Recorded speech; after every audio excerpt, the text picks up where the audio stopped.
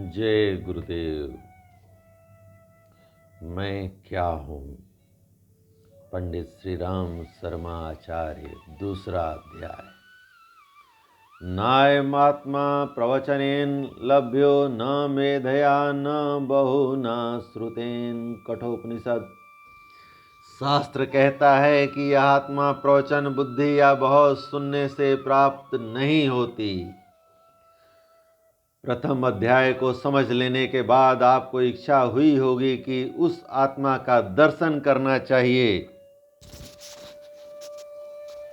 जिसे देख लेने के बाद कुछ देखना बाकी नहीं रह जाता। यह इच्छा स्वाभाविक है। शरीर और आत्मा का गठबंधन कुछ ऐसा ही है, जिसमें जरा अधिक ध्यान से देखने पर वास्तविक झलक मिल जाती है। शरीर भौतिक स्थूल पदार्थों से बना हुआ है, किंतु आत्मा सूक्ष्म है।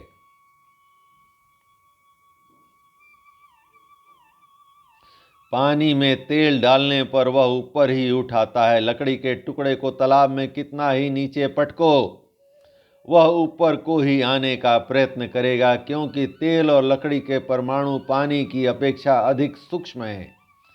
गर्मी ऊपर को उठती है, अग्नि लपटें ऊपर को ही उठेंगी। पृथ्वी की आकर्षण शक्ति और वायु का दबाव उसे रोक नहीं सकता।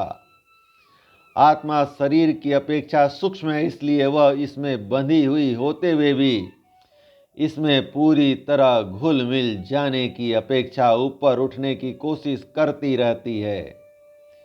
लोग कहते हैं कि इंद्रियों के भोग हमें अपनी ओर खींचे रहते हैं, पर यह बात सत्य नहीं है। सत्य के दर्शन कर सकने के योग्य सुविधा और शिक्षा प्राप्त न होने पर झक मारकर अपनी आंतरिक प्यास को बुझाने के लिए मनुष्य विषय भोगों की कीचड़ पीता है। यदि उसे एक बार भी आत्मानंद का चस्का लग जाता है तो दर दर पर क्यों धक्के खाता फिरता?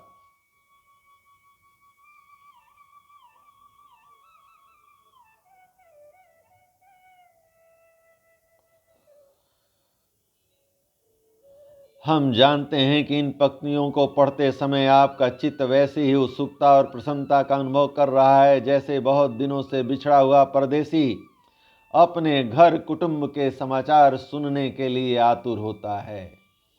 यह एक मजबूत प्रमाण है, जिससे सिद्ध होता है कि मनुष्य की आंतरिक इच्छा आत्मस्वरूप देखने की बनी रहती है।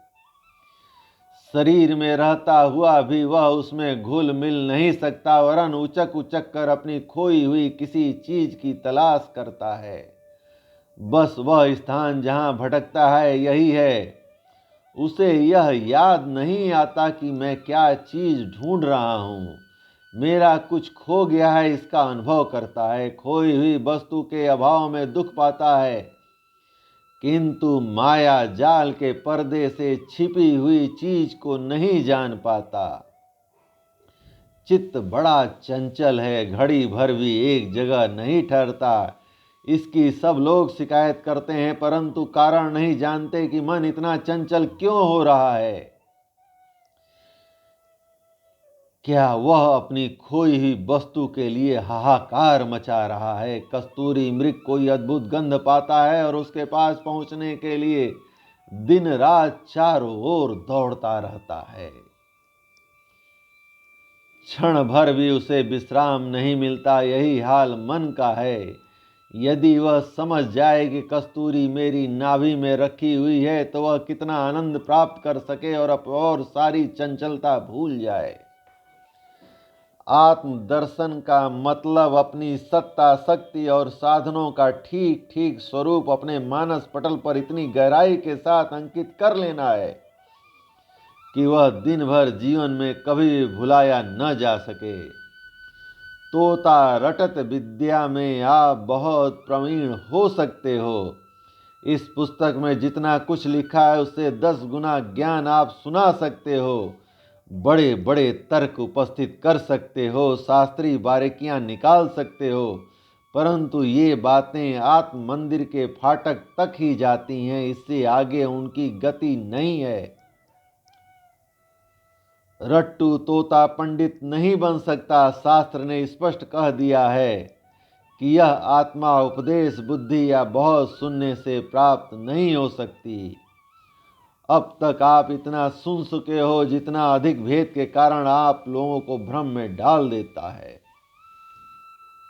आज हम आपके साथ कोई बहस करने उपस्थित नहीं हुए हैं। यदि आपको यह विषय रुचिकर हो और आत्मदर्शन की लालसा हो तो हमारे साथ चले आओ, अन्यथा अपना मूल्यवान समय नष्ट मत करो। आत्मदर्शन की सीढ़ियों पर चढ़ने से पहले सर्वप्रथम समतल भूमि पर पहुंचना होगा। जहां आज आप भटक रहे हो वहां से लौट आओ और उस भूमि पर स्थित हो जाओ जिसे प्रवेश द्वार कहते हैं। मान लो कि आपने अपने अन्य सब ज्ञानों को भुला दिया है और नए सिरे से किसी पाठशाला में भर्ती होकर क ख ग सीख रहे हो। इसमें अपमान मत समझो। आपका अब तक का ज्ञान झूठा नहीं है। आप उर्दू खूब पढ़े हो और यदि हिंदी द्वारा भी लाभ प्राप्त करना चाहो तो एकदम उसका दर्शन शास्त्र नहीं पढ़ने लगोगे, वरन वर्णमाला ही से आरंभ करोगे। हम अपने आदरणीय और ज्ञानी जिज्ञासुओं की पीठ थपथपाते हुए 2 कदम पीछे लौटने को कहते हैं, क्योंकि ऐसा करने से वे प्रथम सीढ़ी पर पांव रख सकेंगे और आसानी एवं तीव्र गति से ऊपर चढ़ सकेंगे। आपको विचार करना चाहिए कि जब मैं कहता हूं तब मैं का क्या अभिप्राय होता है। पशु पक्षी तथा अन्य अविकसित प्राणियों में यह मैं की भावना नहीं होती। भौतिक सुख दुख का तो ये अनुभव करते हैं किंतु अपने बारे में कुछ अधिक नहीं सोच सकते। गधा नहीं जानता कि मुझ पर किस कारण बोझ लादा जाता है। लादने वाले का साथ मेरा क्या है। मैं किस प्रकार के अन्याय का शिकार बनाया जा रहा हूँ। वह अधिक बोध लग जाने पर कष्टकार और हरी घास मिल जाने पर शांति का अनुभव करता है, पर हमारी तरह सोच नहीं सकता। इन जीवों में शरीर ही आत्मस्वरूप है। क्रमशः अपना विकास करते करते मनुष्य आगे बढ़ जाता है। फिर भी कितने मनुष्य हैं जो आत्मस्वरूप को जानते हैं। तोते रटंत दूसरी बात है। लोग आत्मज्ञान की कुछ चर्चा को सुनकर उसे मस्तिष्क में रिकॉर्ड की तरह भर लेते हैं और समय अनुसार उसमें से कुछ सुना देते हैं। ऐसे आदमियों की कमी नहीं जो आत्मा के बारे में कुछ नहीं जानते। उनमें सोचने विचारने की शक्ति जग गई है। उनका संसार आहार निद्रा भय मैथुन क्रोध लोभ मोह आदि तक ही सीमित होता है। इन्हीं समस्याओं को सोचने समझने और हल करने लायक योग्यता उन्होंने प्राप्त की होती है। मूढ़ मनुष्य भद्दे लोगों से तृप्त हो जाते हैं और जो तो बुद्धिमान कहलाने वाले उनमें सुंदरता लाने की कोशिश करते हैं।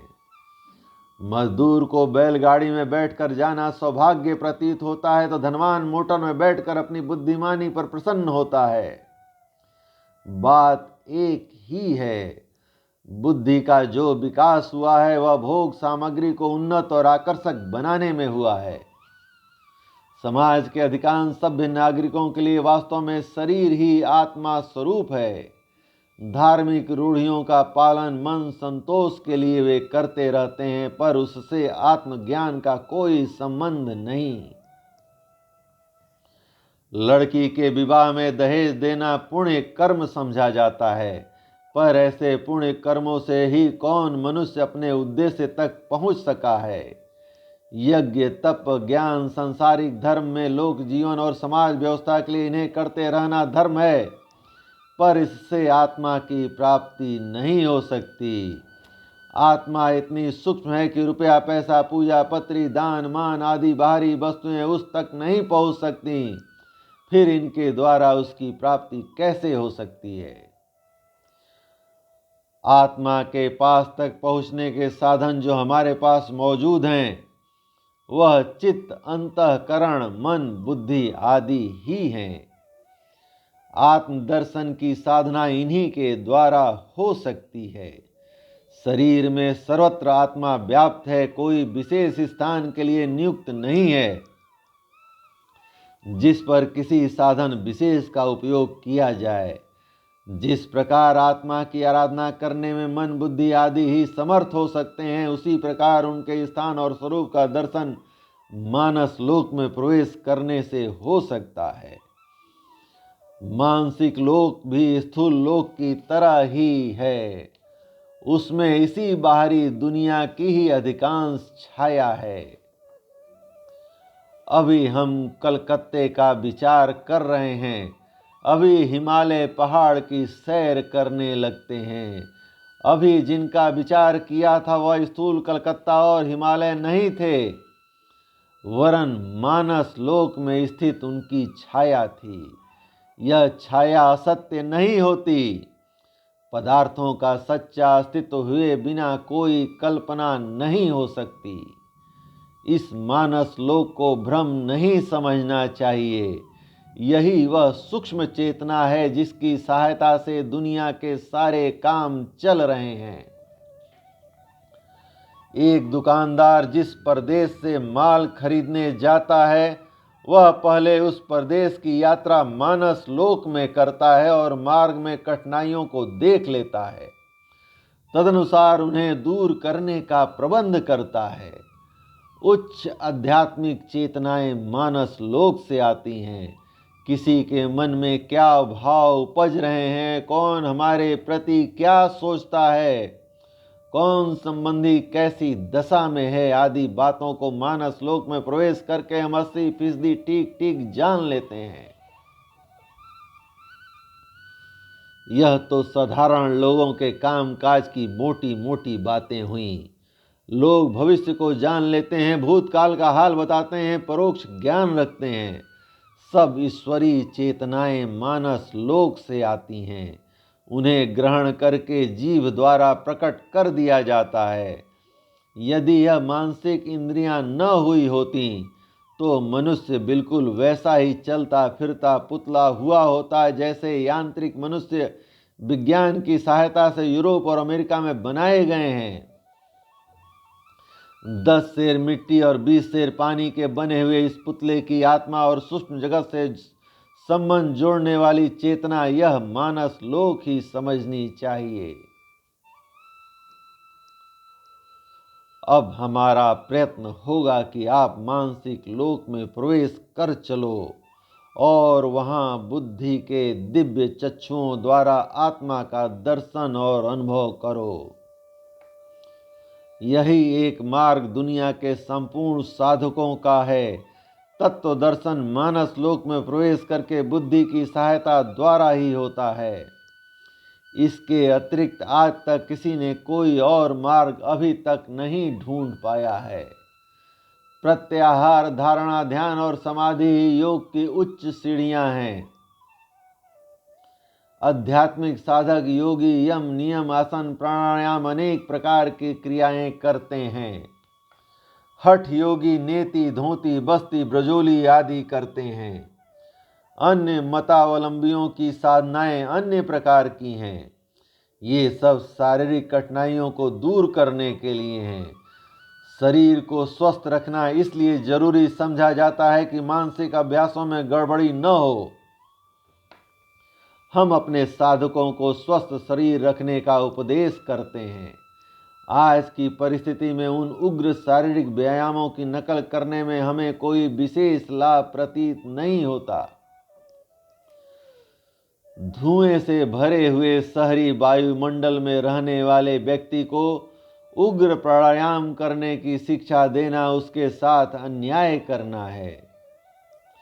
फल और मेवे खाकर पर्वत प्रदेशी नदियों का अमृत जल पीने वाले और इंद्रिय भोगों से दूर रहने वाले स्वस्थ साधक हठ योगी के जिन कठोर व्यायामों को करते हैं, उनकी नकल करने के लिए यदि आपसे कहें तो हम एक प्रकार का पाप करेंगे और बिना वास्तविकता को जाने उन शारीरिक तपों में उलझने वाले साधक उस मेढी का उदाहरण बनेंगे जो घोड़े की नाल ठुकवाते देखकर आपे से बाहर हो गई थी और अपने पैरों में भी वैसी ही कील ठुकवा कर मर गई। स्वस्थ रहने के साधारण नियमों को सब लोग जानते हैं, उन्हें ही कठोरतापूर्वक पालन करना चाहिए। यदि कोई रोगी हो तो किसी कुशल चिकित्सक से इलाज कराना चाहिए।